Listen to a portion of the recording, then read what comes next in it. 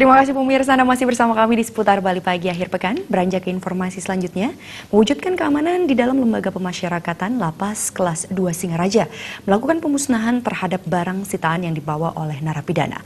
Barang-barang yang dimusnahkan tersebut merupakan hasil sitaan yang dilakukan pihak lapas selama 1 tahun di tahun 2017 lalu.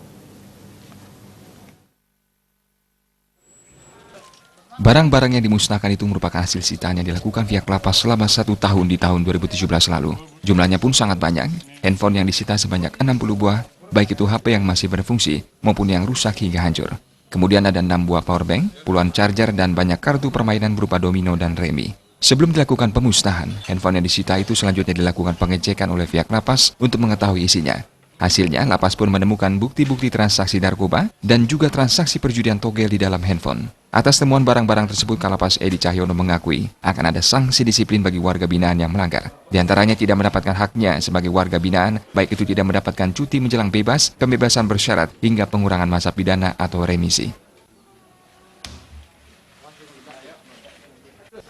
Tahun 2017 itulah hasil-hasilnya, antara lain handphone, charger, kabel, pisau-pisau bekas dari kegiatan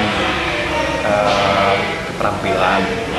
Itu razia bulan pertama pada saat saya di sini, bulan 2, bulan 3 sampai bulan 5. 3 bulan hasilnya ya mengejutkan lah, sampai ada kita jumlahnya sekitar kalau nggak salah 60 handphone, termasuk yang baik ataupun yang sudah dihancurkan.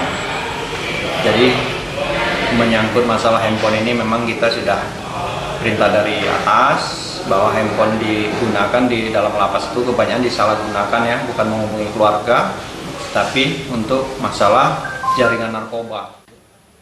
Hingga kini razia untuk penggeledahan barang terlarang di dalam lapas terus dilakukan secara berkesinambungan. Dalam sebulan akan dilakukan razia 7 hingga 8 kali. Karena jika ada kelalaian dari pintu masuk utama pengunjung yang memasukkan barang, penggeledahan inilah sebagai upaya pencegahan terakhir. Komang Yuda